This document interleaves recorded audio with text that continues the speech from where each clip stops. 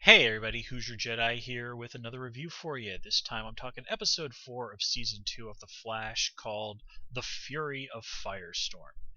Now, I gotta say, I really do like the name of this episode. Of course, if you're a fan of the comics, you know that The Fury of Firestorm was the name of one of the ongoing Firestorm series. And that just really has a pretty nice ring to it. I've always thought that it rolls off the tongue very well. So this is the episode where we're introduced to Jax Jackson, who's going to be working with Martin Stein as Firestorm. Now, this is one of those weird situations where we were already introduced to somebody who had been the previous Firestorm, Jason Rush, last season. And for whatever reason, I guess they didn't want to bring that actor back, and they opted not to recast. Now, if I remember that episode correctly, Jason Rush was portrayed as being a guy with a pretty respectable science background.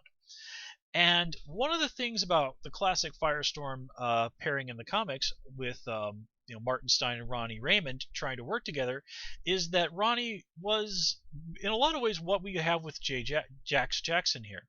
He was somebody who was smart, but he'd really chosen to focus more on his athletic potential. I remember something I'd read where it was involved Ronnie having to basically go to the library and spend all these hours trying to wrap his head around big, difficult books about physics, just so that he could kind of understand some of what Stein was telling him to do with his powers. So I mean, it might be overstating the case to say that, Ronnie was a dumb jock, but, he really was not a science person. Now, Jax is a little bit like that. He's a smart person. Caitlin flat out said he had a 4.0 in high school. So he's obviously a very intelligent guy, but he probably, I'm guessing, does not have a whole lot of a background in physics and whatnot. So I think that's where we're going to get to see that in. So they couldn't really do that with Ronnie because they had established him as having been an engineer. Again, Jason Rush had worked with Martin Stein on creating the Firestorm Matrix, so he would obviously have that science background. So, this is kind of, I think, what a good solution to the situation. It's also a good solution to the situation that Robbie Amel's film career is kind of taking off, so he has other things to do than be on TV. Unfortunate, but c'est la vie, right? But anyway, while it does take a step or two away from the comics, it also takes a step towards the comics. It's kind of a mix. But anyway, at the end of the day, I'm pretty happy with all of this. Jax Jackson is a likable character. He's in keeping with the traditions of the story of Firestorm, and he does look pretty cool. And well, I mean, let's not put too fine of a point on it. That having another superhero out there who is a member of a minority is certainly a good thing. And it also serves as a nice counterbalance because here we also have a minority who is the bad guy. Now, Tokamak, Henry Hewitt, I know nothing about this character from the comics, except I think in the comics he's a white dude. Here he's been changed to a black guy, and again, I think this is just to sort of further complement and highlight the difference between him and Jax. On paper, Hewitt seems like he would be the perfect person, but once we kind of get to see him, he's an enormous asshole. And Jax, again, on paper, doesn't look like he's going to be the best choice, but once we get to him, he's a pretty cool guy. And Caitlin even does apologize for having misjudged Jax. And this kind of brings up something that I'd seen somebody once again on my Nemesis Tumblrs mentioning, and that is in regards to Francine, where they had expressed disappointment that oh, here we go, we see another black family messed up by drugs, and I thought that the Flash had kind of moved beyond that. Well, okay, I kind of get what you're saying, but first of all, the idea that drug addiction is somehow indicative of race. We're all perfectly aware that drug addiction happens uh, among folks of all races.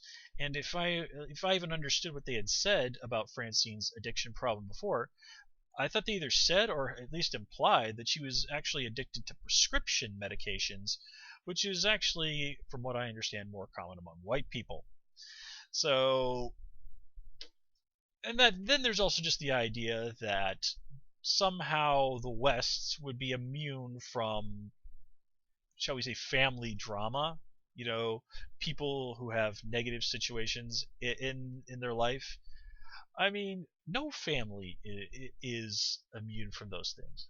You're never going to have to look hard in any family to find someone who has a relative or is that person who has struggled with addiction, has been to prison, has done seriously bad things. If you've watched enough of my videos, I've mentioned more than a few of my relatives who have gotten themselves in trouble with the law, and even one of my cousins who had to do something like 5 years because he thought it would be a great idea to go into a store and hand somebody a note saying, "I have a gun, give me money." Yeah, brilliant move, cuz. Brilliant move. Okay, but in all fairness to my cousin, he's been out for a couple of years and he's stayed on the straight and narrow ever since. So at least I can say that that particular relative of mine learned his lesson, which is more than I can say for some of the others. But enough of my personal family drama. Basically, what I'm trying to say here is that while not without its flaws, as you're gonna as you can say for basically every other single movie or television out there that sort of deals with casts of mixed ethnicity, The Flash does have some issues, but at the end of the day, I'd say Flash is doing better than a lot of other shows out there. Have you ever noticed how many TV shows out there take place in a version of New York City where pretty much everybody is Caucasian? Hello, NBC, I'm looking at you. Especially NBC from the 90s. But anyway, but getting back to what's going on here with the family, I did like that Joe was, when he decided to level with Iris, he was very open, he was very honest about it. And again, man, Jesse L. Martin. Oh gosh, Jesse, man. And then there's those situations with Iris and her mom. She even makes it a point to call her mother Francine as a way of distancing her from her. That was some real great stuff from Candace Patton there. And I especially love that stuff at the end where she really gets in Francine's face. It's like, hey, did you really think you were going to fool me? I'm an investigative reporter. Of course I know that you had a son 8 months after you left Central City. Now, the producers have said, like, yes, that's Wally West. Yes, it's Joe's son. So let's just sort of forget about any type of ridiculous speculation that's just not going to go anywhere. And I do like this. This is just the simplest possible way to introduce Wally onto the show, and it's gonna be interesting to see because, Wally is gonna kind of be our chance to see what Iris might have been like if she had been raised by her mom instead of her dad. And I just gotta say, again, going back to Jesse Martin for a second, that's the part where he does that impression of young Iris babbling on about like men shockwave chip. Oh, dude, right in the heart. That is one of the things that I really, really love most about The Flash, is especially those family moments. Really, they just know how to drive the knife right into your heart. And, the cast on the show is just, damn, I just love this show. So, okay, I kind of think that covers those folks. Let's move on and talk about Patty Spivot this episode. So she and Barry sort of start having some romantic sparks, jumping back and forth there even more, and we get to see that Patty is an extraordinarily bad liar. I mean, all cool stuff. Patty in the comics is a very cool character, and excuse me, I do like her relationship with Barry. It's one of those ones that it really works. And Barry having a steady girlfriend, well, I think that's something that's really overdue because Linda Park didn't work out, and boy, I was pretty disappointed there. I mean, Linda Park in the comics is a pretty cool lady, and the fact that one of my gripes about the Flash comics is like a lot of the time the people who are drawing the comics seem to always forget that Linda Park was actually Asian. So the fact that they were of course showing Linda Park to be an Asian lady on the show, I was pretty happy about. And then that relationship fizzled out PDQ. So uh, anyway, so let's see what else do we have to talk about this episode. Well, again, we do kind of see Cisco's continuing to struggle with his powers and his willingness to admit that he even has them. Again, it's very understandable. Cisco didn't get something cool like super speed. As he said, like, I get things that make me see horrible things happen. So you can kind of understand why he'd want that to go away. But again, when something like this happens, you kind of have to make the best of it. So, Cisco, this I think is really kind of going to be Cisco's journey. The past doesn't define who you are. Well, your powers don't define who you are either. Cisco can choose to hide from this, or he can choose to take this and really make something positive out of it. He hasn't figured out yet how to do that. But Cisco's a smart guy. He's capable of somehow finding a way to deal with this and turning it into something that's good. He's just not there yet. Now, one has to wonder, well, how good a job is Martin Stein going to be able to do at keeping this from Jax? And just in general, how long till the genie gets out of the bottle? I don't know. I don't have an answer for that, but it certainly will be interesting to see. And well, I think that kind of covers that. It was really cool to see Tina McGee again. Again, just because I'm really suspecting that with Mercury Labs, that's going to be our doorway to seeing Max Mercury on the show at some point. And I have my own theories about something that they might do with Tina McGee as a character that actually is reflective of, if you're familiar with the Flash comics, the character of Helen from the series Impulse.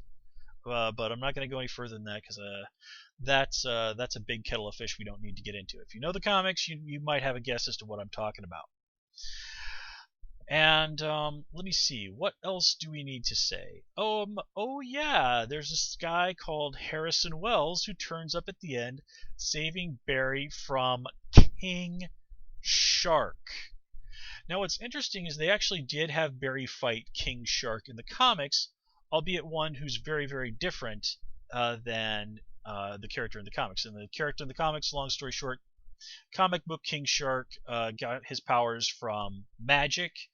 Here, King Shark was just a metahuman. Now, they said that King Shark was only on screen for about 45 seconds and that it was a ridiculously expensive 45 seconds, but oh, wow. I mean, I was just absolutely blown away. It's like, oh my god, I can't believe this. And the whole episode, they're kind of hinting at this. But you see, there's out there this thing called the Flash Season 0 comics. And that's where Barry, it's set in the TV verse, fought King Shark. Barry took him out, and he ended up actually being carted away by Argus and heavily implied to have been inducted into the Suicide Squad. So, just seeing that, I mean, obviously, as he says, he was sent there by Zoom, so we're obviously looking at the Earth 2 version of King Shark. But again, I mean, that was just such a crazy thing. And I thought that, when Barry was sort of laughing off Patty's hey, it sounds like there might be a shark man running around the city. He was actually trying to cover up the fact that they already fought King Shark. So, I mean, that was at least my interpretation of the situation. But the whole thing where, like, Barry somehow misses this gigantic shark man coming up out of nowhere and grabbing him. I mean, again, it's completely ridiculous, but it's awesome. And then he gets saved by Harrison Wells from Earth 2, and it's just like, oh boy, is this gonna be ugly next week. So, yeah, folks, this episode definitely did have some flaws. Oh yeah, speaking of cool stuff, that fight at the end, very cool. Very convenient for Tokamak to happen to attack the high school that Jax happened to go to. I mean, of all the places he decide in the entire city where he decides to go and get power, well, why don't I just go over to that high school there? I mean, really, was that the closest high school to wherever he happened to be at the moment? I mean, again, it's one of those stupid things, but it works dramatically, so you have to kind of let it go. But yeah, folks, good episode. Good episode, and I cannot wait for Tuesday to see what happens next. So anyway, guys, I'm going to call it here. As always, please comment, rate, and subscribe, and of course, you can follow me on Twitter at Who's Your Jedi. Until next time, take care and have a good one.